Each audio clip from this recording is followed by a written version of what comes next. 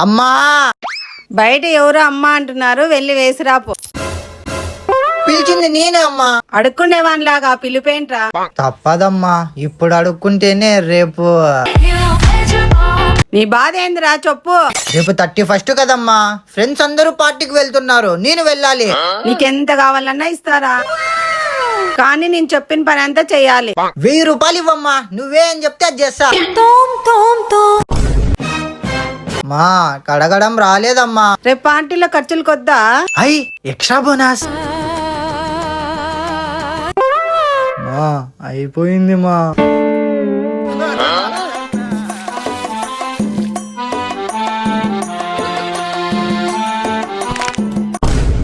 రే నాన్న, ఇదిగోరా 1000 రూపాయలు.